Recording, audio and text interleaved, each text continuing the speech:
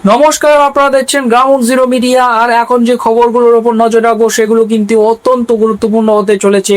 ক্ষমতায় আসার আগে কিন্তু প্রধানমন্ত্রী নরেন্দ্র মোদী কালো টাকা ফিরিয়ে আনার প্রতিশ্রুতি দিয়েছিলেন, কিন্তু সেই কালো টাকা নিয়ে সম্প্রতি সুপ্রিম কোর্টে এমন একটি রিপোর্ট দাখিল করেছে নির্বাচন কমিশন, যা নিয়ে কিন্তু কেন্দ্রকে চরম অস্বস্তিতে পড়তে হলো।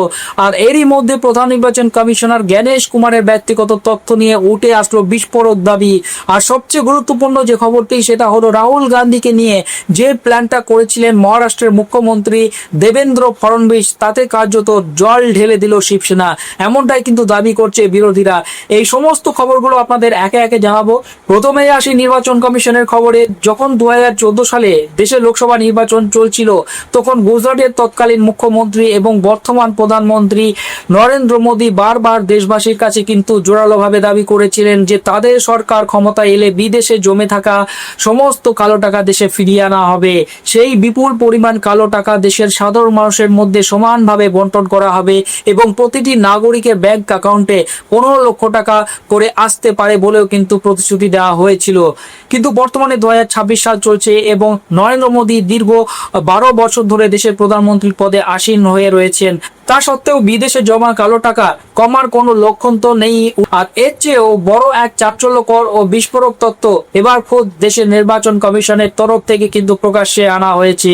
প্রধানমন্ত্রী মোদী বারবারই তার ভাষণে বলে এসেছেন যে তিনি নিজে দুর্নীতি করবেন না বা কাউকে দুর্নীতি করতে দেবেন না, অর্থাৎ তার সে বিখ্যাত স্লোগান না খাউঙ্গা না খানে দুঙ্গা আজ যেন বড়সড় কিন্তু প্রশ্নের মুখে এসে দাঁড়িয়েছে। বর্তমান নির্বাচন কমিশন সুপ্রিম কোর্টে যে বিস্তারিত তথ্য ও রিপোর্ট পেশ করেছে, তারপর থেকে কিন্তু রাজনৈতিক মহলে তুমুল জল্পনা শুরু হয়েছে যে প্রধানমন্ত্রীর ওই দাবি কি তবে পুরোটাই প্রতিশ্রুতি ছিল মাত্র, যা খোদ তার নিজের রাজ্য গুজরাটে সম্পূর্ণভাবে ব্যর্থ হয়েছে। নির্বাচন কমিশনের তরফে যে রিপোর্ট পেশ করা হয়েছে তাতে কিন্তু রাজ্য ভিত্তিক তালিকা দেওয়া হয়েছে এবং পরিসংখ্যান তাতে স্পষ্ট উল্লেখ করা হয়েছে। আপনারা জানেন যে আমাদের দেশের নির্বাচন আসলেই রাজনৈতিক দলগুলোর র্যালি, পোস্টার, জনসভা, দেওয়ালি করে এবং প্রার্থীদের প্রচারের পাশাপাশি আরো একটি বিষয় ব্যাপকভাবে আলোচনায় উঠে আসে, আর তা হলো নির্বাচনে জলের মতো অর্থের ব্যবহার। সুপ্রিম কোর্টের সামনে নির্বাচন কমিশন 2019 এবং 2024 সালের দুটি লোকসভা নির্বাচনের পাশাপাশি 2019 থেকে 2025 সালের মধ্যে অনুষ্ঠিত দেশের বিভিন্ন বিধানসভা নির্বাচনের পরিসংখ্যানও কিন্তু বিস্তারিতভাবে তুলে ধরেছে। আর এই পরিসংখ্যানে উঠে এসেছে চমকে দেওয়ার মতো সব অবিশ্বাস্য তথ্য। আর সবচেয়ে বড় কথা হলো এই পরিসংখ্যান পেশ করেছে খোদ নির্বাচন কমিশন, যার বিরুদ্ধে প্রায় কিন্তু বিজেপি এবং মোদী সরকারকে আড়াল থেকে সাহায্য করার কিন্তু অভিযোগ ওঠে, আড়াল থেকে সাহায্য করে জেতানোর অভিযোগ ওঠে। আর বিরোধীরা এই অভিযোগ তোলে। নির্বাচন কমিশন দেশের শীর্ষ আদালতের যে রিপোর্ট পেশ করেছে তাতে নির্বাচনের সময় দায়ের হওয়া এফআইআর, তদন্তের অগ্রগতি, মামলা বন্ধ হওয়া, অভিযুক্তদের বেকসুর খালাস পাওয়া এবং দোষী সাব্যস্ত হয়ে সাজা প্রাপ্তি সমস্ত কিন্তু খুঁটিনাটি তথ্য বিস্তারিতভাবে অন্তর্ভুক্ত রয়েছে। এই রিপোর্টের সবচেয়ে উল্লেখযোগ্য ও চাঞ্চল্যকর বিষয়টি হলো 2019 এবং 2024 সালে দুটি লোকসভা নির্বাচনে সবচেয়ে বেশি এফআইআর দায়ের হওয়া রাজ্যগুলির তালিকায় কিন্তু গুজরাট অন্য সব রাজ্যকে পিছনে ফেলে একেবারে শীর্ষে অবস্থান করছে। 2019 সালের লোকসভা নির্বাচনে গুজরাটে মোট 35,144টি এফআইআর দায়ের হয়েছিল। আর 2024 সালের নির্বাচনে এই সংখ্যা যেন সমস্ত রেকর্ড ভেঙে দিয়ে এক ধাক্কায় কিন্তু বেড়ে গিয়েছিল 52,820টিতে। গুজরাটের পর বিভিন্ন নির্বাচনে কালো টাকা ও নির্বাচনী অপরাধের নিরিখে কিন্তু মহারাষ্ট্র, পশ্চিমবঙ্গ, উত্তরপ্রদেশ এবং তেলেঙ্গানার মতো রাজ্যগুলির উপরের সারিতে রয়েছে ঠিকই, কিন্তু অন্য কোনো রাজ্য পরিসংখ্যানের দিক থেকে গুজরাটের ধারে কাছে কিন্তু পৌঁছাতে পারেনি।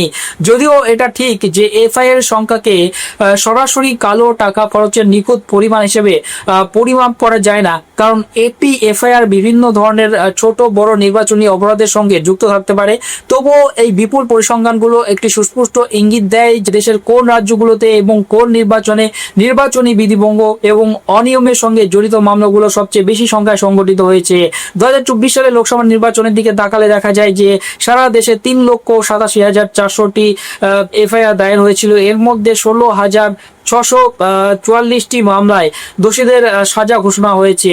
সুপ্রিম কোর্টে নির্বাচন কমিশনের পেশ করা রিপোর্টে পরিষ্কারভাবে বলা রয়েছে যে গুজরাট, মহারাষ্ট্র, পশ্চিমবঙ্গ, উত্তরপ্রদেশ এবং তেলেঙ্গানায় সবচেয়ে বেশি সংখ্যক এফআইআর দায়ের করা হয়েছে। আর সবচেয়ে বড় কথা হলো 2019 এবং 2024 উভয় লোকসভা নির্বাচনেই গুজরাট লাগাতার শীর্ষস্থান দখল করে রয়েছে। অর্থাৎ পরপর দুটি সাধারণ নির্বাচনে গুজরাট সবচেয়ে বেশি কালো টাকার অবৈধ ব্যবহার হয়েছে বলে অভিযোগ উঠছে।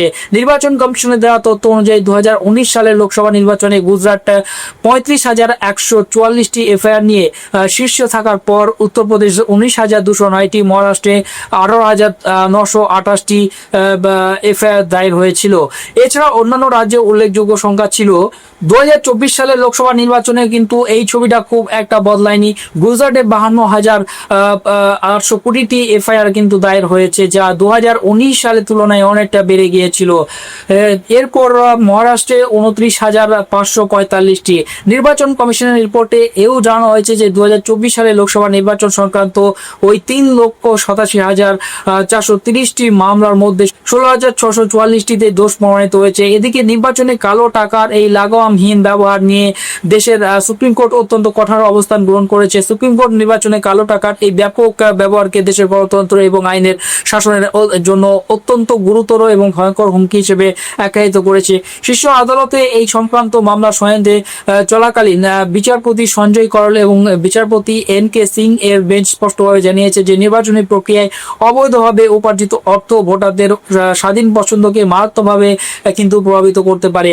আদালত নির্বাচনের সময় অবৈধ অর্থ ও সম্পত্তি বাজেয়াপ্ত করার সাথে জড়িত মামলাগুলির তদন্ত সময়মতো সম্পন্ন করার এবং বিচার প্রক্রিয়া যত দ্রুত সম্পন্ন শেষ করার বিষয়টি নিশ্চিত করতে কেন্দ্র ও নির্বাচন কমিশনকে একাধিক কড়া নির্দেশিকা জারি করেছে। শীর্ষ আদালত তাদের পর্যবেক্ষণে বলেছে যে এমন কোনো বাহ্যিক প্রভাব বা ভোটারদের স্বাধীন পছন্দকে প্রভাবিত করে তা গণতন্ত্রের মূল আত্মাকে কিন্তু ধ্বংস করে দিতে পারে।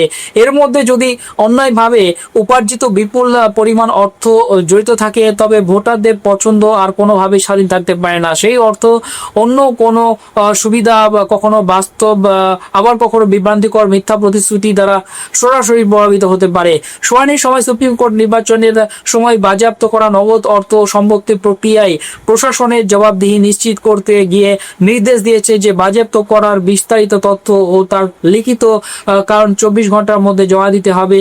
আদালত জানিয়েছে যে শুধুমাত্র একটি এফআইআর দায়ের করাই যথেষ্ট নয়, বরং তারপর কত দ্রুত তদন্ত হচ্ছে এবং কি আইনি পদক্ষেপ নেওয়া হচ্ছে সেটাও কিন্তু সম পরিমাণে গুরুত্বপূর্ণ। যদি কোনো মামলার তদন্ত অযথা দীর্ঘ সময় ধরে চলতে থাকে তবে তা অভিযুক্ত এবং তদন্তকারী সংস্থা উভয়েরই উপর কিন্তু নেতিবাচক প্রভাব ফেলে। এই কারণে সুপ্রিম কোর্ট নির্বাচন সংক্রান্ত মামলাগুলোতে সময়ের মতো তদন্ত এবং দ্রুত পদক্ষেপের উপর বিশেষ জোর দিয়েছে। এখন বিরোধীরা এই ইস্যুকে হাতিয়ার করে কিন্তু সরকারের উপর তীব্র আক্রমণ শানাচ্ছে, অথচ অন্যদিকে সরকার পক্ষ এই বিষয়ে কিন্তু খুব একটা মুখ খুলছে না। অন্যদিকে বিরোধী দলগুলো বরাবরই নির্বাচন কমিশনের বিরুদ্ধে শাসক দলের প্রতি পক্ষপাতিত্বের গুরুতর অভিযোগ তুলে এসেছে এবং এখন আরো একবার সেই নির্বাচন কমিশনই বিরোধীদের কড়া নিশানায় কিন্তু পরিণত হয়েছে। তবে এবারের বিষয়টি সরাসরি কোনো নির্বাচনী প্রক্রিয়ার সাথে যুক্ত নয়, বরং এটি মুখ্য নির্বাচন কমিশনার জ্ঞানেশ কুমারের সরকারি সফর এবং সেই সফরগুলোতে হওয়া বিপুল পরিমাণ সরকারি খরচের হিসাব নিয়ে। আর এই ইস্যুতেই এখন রাজনৈতিক মহলে তুমুল আলোচনা শুরু হয়েছে। ঘটনাটি হলো তৃণমূল কংগ্রেসের নেতা সাকেত গোখলে তথ্য জানার অধিকার আইনে নির্বাচন কমিশনের কাছে মুখ্য নির্বাচন কমিশনার জ্ঞানেশ কুমারের সমস্ত সরকারি সফর এবং সেই সফরগুলোতে জনগণের ট্যাক্সের টাকায় হওয়া খরচের সম্পূর্ণ এবং পুঙ্খানুপুঙ্খ বিবরণ চেয়েছিলেন। কিন্তু আশ্চর্যের বিষয় হলো নির্বাচন কমিশন এই তথ্যকে ব্যক্তিগত বলে আখ্যা দিয়ে তা জনসম্মুখে প্রকাশ করতে কিন্তু সরাসরি অস্বীকার করেছে। আর ঠিক এখান থেকেই বিতর্কের সূত্রপাত এবং বিরোধী শিবিরের প্রশ্ন তোলার পালা শুরু হয়েছে। সাকেত গোখলে অত্যন্ত যুক্তিযুক্ত একটি প্রশ্ন তুলেছেন যে যখন কোনো সরকারি আধিকারিকের সরকারি এবং অফিসিয়াল সফরে খরচ হওয়া অর্থ সাধারণ মানুষের কষ্টার্জিত করের টাকা থেকে আসে তখন সেই খরচের বিবরণ কোনোভাবে ব্যক্তিগত তথ্য হতে পারে না। সাকেত গোখলে সামাজিক যোগাযোগ মাধ্যম এক্সে নির্বাচন কমিশনের এই সিদ্ধান্তের তীব্র সমালোচনা করে একটি দীর্ঘ পোস্ট করেছেন। তিনি লিখেছেন যে আজ আপনারা যা পড়বেন তা সত্যিই কিন্তু সবচেয়ে অদ্ভুত এবং হাস্যকর। তিনি নির্বাচন কমিশনের কাছে মুখ্য নির্বাচন কমিশনার জ্ঞানেশ কুমারের সমস্ত সরকারি সফর এবং সরকারি তহবিলের খরচের বিবরণ জানতে চেয়েছিলেন, কিন্তু সেই বিবরণের তথ্য তো যায়নি। নির্বাচন কমিশন সেই তথ্য দিতে সম্পূর্ণ অস্বীকার করে একে কিন্তু ব্যক্তিগত তথ্য বলে দাবি করেছে। জনগণের টাকায় সরকারি সফরের খরচকে কিভাবে ব্যক্তিগত তথ্য বলা যায় তা নিয়ে কিন্তু তিনি বিস্ময় প্রকাশ করেছেন। তিনি আরো যুক্তি দিয়েছেন যে এমনকি স্বয়ং প্রধানমন্ত্রী বিদেশ সফরের খরচের হিসাবও দেশের সংসদে সর্বজনীন করা হয়েছে। তাহলে জ্ঞানেশ কুমারের ক্ষেত্রে এমন কি বিশেষ ব্যাপার রয়েছে যে তার খরচের হিসাব দেওয়া যাবে না? তার সফরগুলোতে এমন কি বিপুল পরিমাণ সরকারি অর্থ খরচ রয়েছে যে নির্বাচন কমিশন তা জনসমক্ষে আনতে এত ভয় পাচ্ছে? সাকেত গোখলে আরো গুরুতর অভিযোগ করেছেন যে মোদী এবং সহ যখন থেকে জ্ঞানেশ কুমারকে মুখ্য নির্বাচন কমিশনার করেছেন তখন থেকেই কিন্তু নির্বাচন কমিশন যেন একটি কালো গহ্বর বা ব্ল্যাক হোলে কিন্তু পরিণত হয়েছে। এটি একটি স্বাধীন সাংবিধানিক প্রতিষ্ঠান, কিন্তু বর্তমানে একে মতি শাহ এবং জ্ঞানেশ কুমারের নিজস্ব ব্যক্তিগত সম্পত্তি বা জমিদারির মতো পরিচালনা করা হচ্ছে বলে তিনি অভিযোগ করেছেন। বিশেষ কোনো তথ্য হোক বা সরকারি বা অর্থের হিসাব নির্বাচন কমিশনের জবাব দিয়ে এবং স্বচ্ছতা এখন একেবারেই শূন্যে এসে ঠেকেছে। বিরোধীদের সোজা প্রশ্ন, নির্বাচন কমিশন জ্ঞানেশ কুমারের এই সরকারি সফর সম্পর্কে আসলে কি লুকানোর চেষ্টা করছে? দেশবাসীর এর অবিলম্বে জবাব চাই। বিরোধীদের স্পষ্ট বক্তব্য হলো একটি গণতান্ত্রিক কাঠামোতে জনগণ শুধু নির্বাচনের দিন ভোটই দেয় না, বরং সাংবিধানিক প্রতিষ্ঠানগুলো কিভাবে কাজ করছে এবং তাদের কষ্টার্জিত অর্থ কিভাবে ব্যয় করা হচ্ছে তা জানার পূর্ণ অধিকারও কিন্তু রয়েছে তাদের। যদি কোনো সাংবিধানিক প্রতিষ্ঠানের প্রধান সরকারি সফরে যান তাহলে সেখানে সরকারি অর্থ ব্যয় হয়, তবে সেই খরচের তত্ত্বে স্বচ্ছতার দাবি ওঠা কিন্তু অত্যন্ত স্বাভাবিক এবং আইনি অধিকার। এখন প্রশ্ন উঠছে, জনগণের টাকায় হওয়া সরকারি খরচের হিসাব কি জনগণ পাবে না? মুখ্য নির্বাচন কমিশনের সরকারি সফরের বিবরণ কি জনসমক্ষে আসা উচিত নয়? কমিশনের একে ব্যক্তিগত তথ্য বলে এড়িয়ে যাওয়া কি আদৌ নিয়ম সিদ্ধ? আর সবচেয়ে বড় প্রশ্ন, নির্বাচন কমিশন কি এই বিতর্কটিকে নিছকই একটি তথ্য জানার আবেদন হিসেবে দেখে ধামাচাপা দিয়ে দেবে, নাকি জনগণের সামনে পুরো সত্যিটা তুলে ধরবে? আর এবার আসবো মহারাষ্ট্রের রাজনীতি নিয়ে। মহারাষ্ট্রের পুনেতে লোকসভার বিরোধী দলনেতা রাহুল গান্ধীর ছাত্র কি গুঞ্জ বা ছাত্রদের গর্জন কর্মসূচির শব্দ শুনে কিভাবে বিজেপি এবং রাজ্য সরকার চাপে পড়ে গিয়েছে বলে দাবি করা হচ্ছে। মহারাষ্ট্রের মুখ্যমন্ত্রী দেবেন্দ্র ফডনবিসের একটি মন্তব্য থেকেই কিন্তু তা একেবারে পরিষ্কার বোঝা যাচ্ছে। তিনি রাহুল গান্ধীর এই কর্মসূচিকে সরাসরি কংগ্রেসের একটি রিলঞ্চ ইভেন্ট বলে কিন্তু তীব্র কটাক্ষ করেছেন, যার জবাব দিতে কিন্তু ছাড়েনি শিবসেনা ইউবিটি। পুনেতে রাহুল গান্ধীর এই ছাত্রকেন্দ্রিক অনুষ্ঠানটি যুব সমাজের মধ্যে ব্যাপক ইতিবাচক সাড়া পাচ্ছে। মহারাষ্ট্রের মুখ্যমন্ত্রী দেবেন্দ্র ফডনবিস শনিবার সংবাদ মাধ্যমকে জানান যে লোকসভায় বিরোধী দলনেতা রাহুল গান্ধীর এই কর্মসূচিকে একটি নিখাত ইভেন্ট ম্যানেজমেন্ট কোম্পানির কাজ বলে আখ্যা দিয়েছেন। সংবাদ মাধ্যমকে তিনি জানান যে রাহুল গান্ধীর এই কর্মসূচির সাথে সাধারণ ছাত্রছাত্রীদের প্রকৃত স্বার্থে বা সমস্যার কোনো সম্পর্ক নেই। তার মতে এই অনুষ্ঠানে শুধুমাত্র কংগ্রেস নেতাদের দ্বারা পরিচালিত নির্দিষ্ট কিছু কলেজগুলোর পড়ুয়াদের বেছে বেছে আমন্ত্রণ জানানো হয়েছে, যা পুরো বিষয়টিকে অত্যন্ত সন্দেহজনক করে তুলেছে।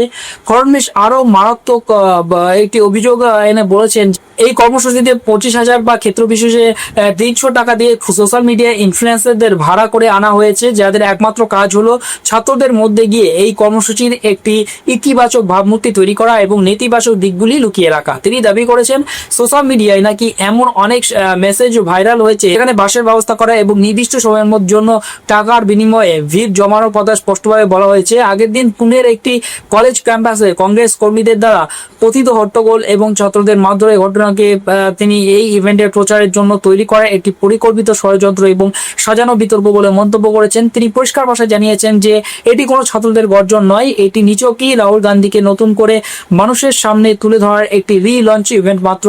তবে একদিকে যখন বিরোধী দলনেতা রাহুল গান্ধী পুনেতে গিয়ে সরাসরি ছাত্রদের অভাব অভিযোগের কথা শুনছেন এবং তাদের কণ্ঠস্বর হয়ে ওঠার চেষ্টা করছেন, তখন শিবসেনা ইউবিটি বা উদ্ধব ঠাকরে গোষ্ঠীর পক্ষ থেকে তিনি পূর্ণ ও জোরালো সমর্থন পাচ্ছেন। শিবসেনা নেতা আদিত্য ঠাকরে বিজেপির তীব্র সমালোচনা করে সম্পূর্ণভাবে রাহুল গান্ধীর পাশে জানিয়েছেন। তিনি বলেছেন রাহুল গান্ধী যেখানে ছাত্রদের গুঞ্জ বা আওয়াজ নিয়ে কথা বলছেন সেখানে বিজেপি নিজেই গুঞ্জ নয় বরং গুন্ডাদের দলে পরিণত হয়েছে। এখন দেখার বিষয় এই পুরো বিষয়ে রাজনীতি আগামী দিনে কোন দিকে পৌঁছায়। এই পুরো বিষয়ে আপনার মতামত কি? কমেন্ট বক্সে অবশ্যই জানান।